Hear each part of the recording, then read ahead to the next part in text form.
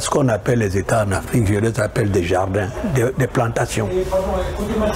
Parce qu'il n'y a pas de président en Afrique, il y a des régisseurs.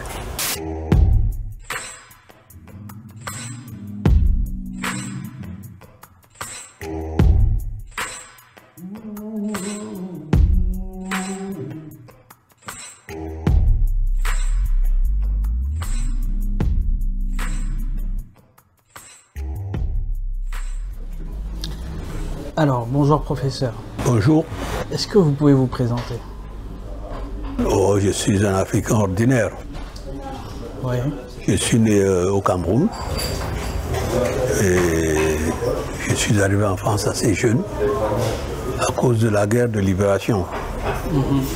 Voilà. Ok. Dans le cadre de vos recherches, vous avez étudié principalement le phénomène des razzias négrières. Alors, est-ce que vous pouvez nous dire à quel moment et comment se sont passées ces razzias? Oui, les razzias ont débuté au XIVe siècle. Il y a eu d'abord des razzias subsahariennes, ce qu'on appelle les razzias arabes, de djihad. Mais ce qui caractérise les razzias transatlantiques, c'est que toute l'Europe a fondu sur l'Afrique. Les razzias négrières reposent sur ce qu'on appelle le filamento. Qu'est-ce que c'est? Le filamento, c'est une technique où on pourchasse les gens, pas les armes. On les attrape. C'est les Portugais qui ont commencé avec les Espagnols. Mais qui y allait? On a parlé de lanzados. C'était qui les lanzados? Mais les lanzados, c'est des tueurs en série. C'était des espèces de délinquants majeurs.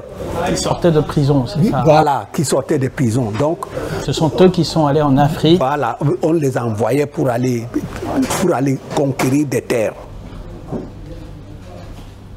Donc des personnes sans scrupules. Vous avez déjà vu un mercenaire qui a des scrupules? Voilà. Regardez la Légion étrangère. Quels sont les gens qui sont dans la Légion étrangère ici en France? C'est des gars qui n'ont pas d'identité. Hein.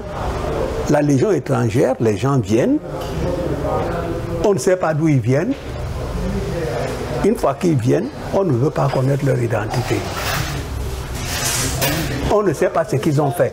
La plupart du temps, si vous allez voir qui sont ces gens-là, ils ont commis les pires crimes que l'on connaît. Et on le sait. Mais la Légion étrangère, c'est la force de frappe, par exemple, de l'armée française. Elle a opéré en Guyane, elle a opéré un peu partout dans le monde. Voilà. Donc, c'était ça, les lanzados. Voilà. Certains disent même, je crois que tu l'as aussi dit, que les razzias ont créé une nouvelle race de requins. Mais, bien sûr, qui ne mangeait que les hommes. Je maintiens que le plus grand cimetière sur la planète, c'est l'océan Atlantique. Les requins avaient ceci, parce que c'est aussi les gènes. Dès qu'un bateau quitte l'Afrique, tac, ils sont derrière. Ils le suivent jusqu'en Europe. Parce qu'ils savaient qu'ils allaient avoir à manger. Voilà, leurs ancêtres fonctionnaient comme ça.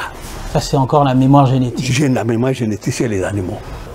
Sans que les Africains s'en rendent compte, ils sont dans la gangue, dans la nasse encore des razzias négrières. Parce que nous avons été extrêmement abîmés.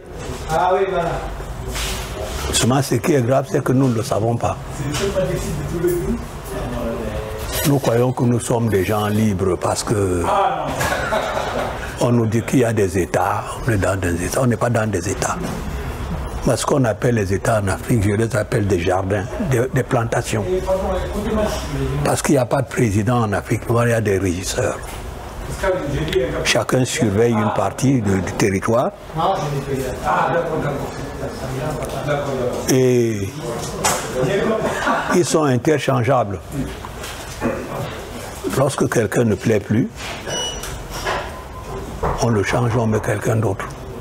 Donc, jusqu'à présent, nous ne sommes pas libres, on n'est pas dans des États. Nous ne sommes pas sortis des razzias.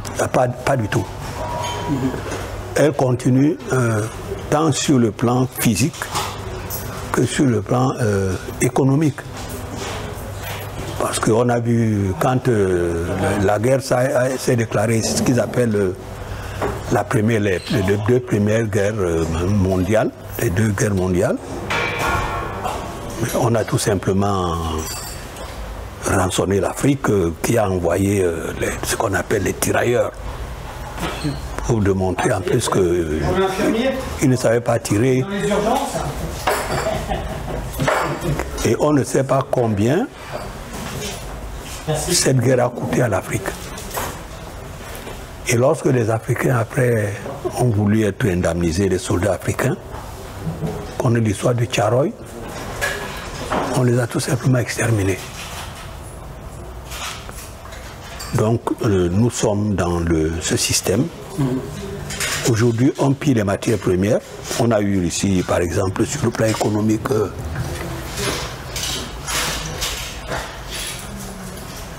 la reconstruction de la France a demandé une main-d'œuvre très importante. Quand vous voyez aujourd'hui que nous avons besoin de carte de séjour pour résider ici, c'est Giscard qui a introduit la carte de séjour. Parce qu'avant, c'est la France qui envoyait des bateaux. Pour aller chercher les Africains. Les Africains, oui, pour venir construire la France. Voilà. C'est ce qu'on appelait les Trente Glorieuses. Il fallait que les Africains viennent refaire la France parce qu'elle était extrêmement abîmée et tous les travaux difficiles. Ce sont les Africains qui les ont faits. Bon. Et les Français ont pris cette habitude de penser que il y a un certain nombre de métiers qui sont réservés aux Africains. Moi, je peux appeler ça les tirailleurs économiques.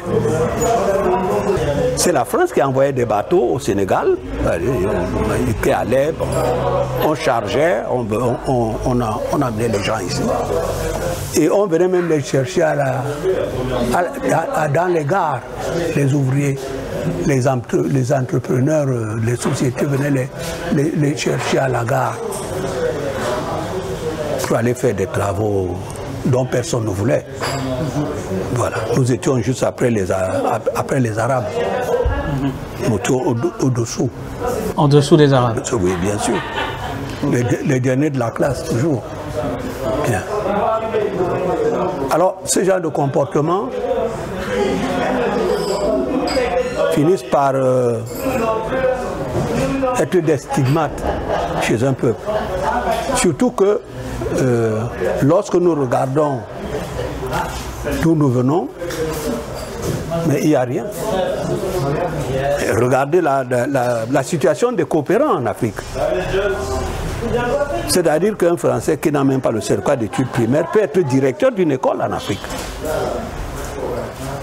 En Afrique noire. Parce que le monde arabe quand même n'accepte pas ce genre de situation. Et nous nous accoutumons à cette façon d'être. Et lorsque nous voyons la manière dont déjà nos dirigeants, ce n'est pas nous qui les choisissons, on nous les impose. Ce qu'on appelle les présidents africains. On nous les impose. C'est ce qu'on appelle la France-Afrique, oui. Oui.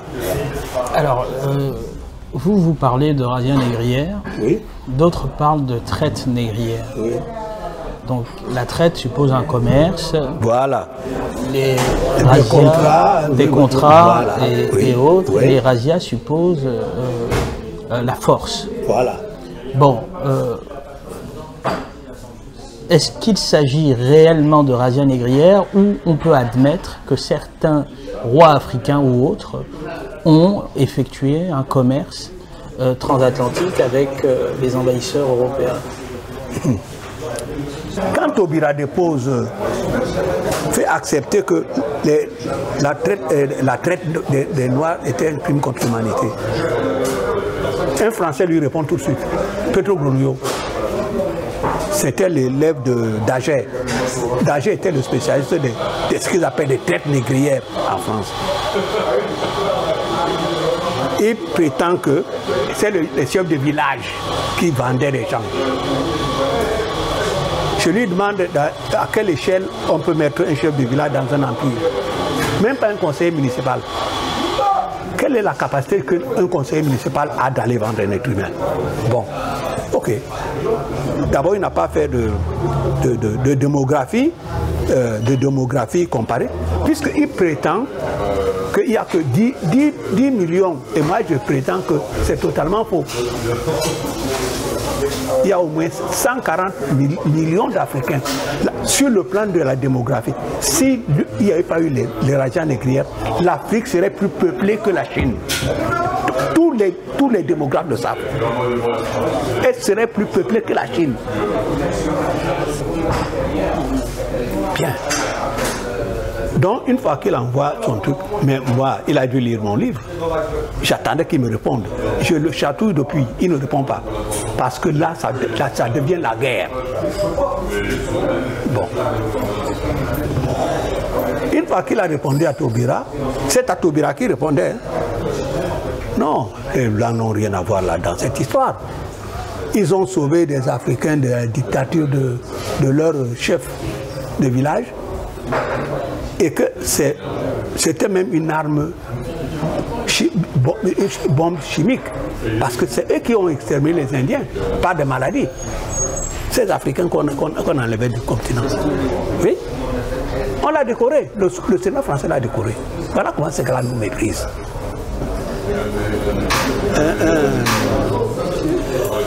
Un acteur, comment j'ai même oublié son nom.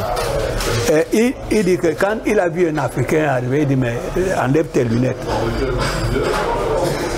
Le gars il dit ce ne sont pas mes lunettes, c'est mon nez. On l'a décoré.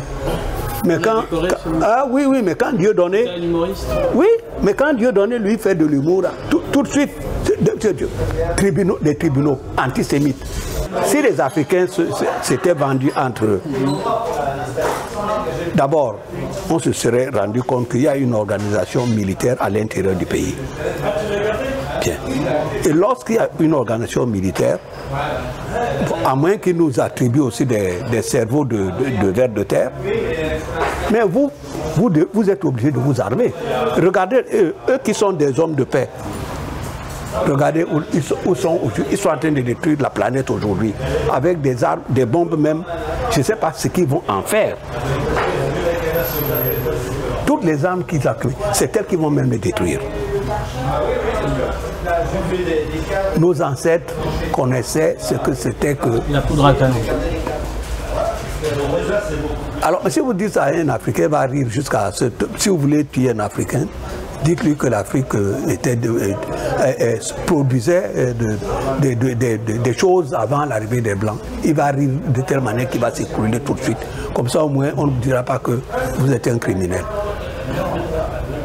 C'est la sagesse qui les a amenés à ne pas l'utiliser. La spiritualité. Quand on encense la spiritualité, il faut que nous voyons ce qu'elle nous a apporté ou ce qu'elle nous a pris.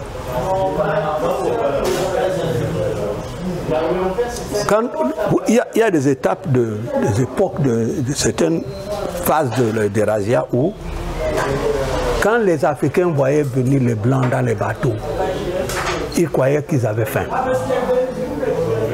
Parce qu'ils ne voyaient pas comment tu peux quitter ton pays, vous quittez votre pays comme ça, vous venez chez les autres, c'est que vous voulez quelque chose. On les recevait, excès de spiritualité, parce qu'en Afrique, il y a la loi de l'hospitalité. Chez nous, il n'y a pas de SDF. Maintenant, on en a. Mais avant, il ne pouvait pas avoir de SDF. Et c'est cette espèce de spiritualité aussi qui a joué des tours à l'Égypte pharaonique, l'Égypte nègre. Ce qu'on appelle les peuples de la mer, les peuples blancs, attaquaient tout le temps l'Égypte. Tout le temps, tout le temps. Mais comme l'Égypte était assez puissante, elle les démantelait. Et chaque fois qu'elle les démantelait, qu'est-ce qu'elle faisait?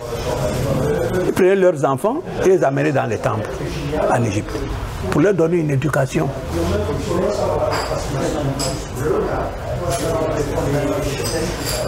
Lorsqu'on voit que c'est l'Église, c'est le pape qui demande aux Européens d'aller mettre les Africains en esclavage,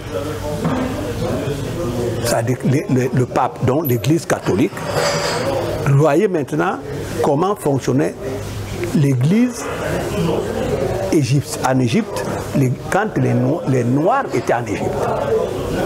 Ils priaient pour toute l'humanité. Voilà donc ce qui fait la différence. Donc, trop de spiritualité a rendu le pays très très fragile.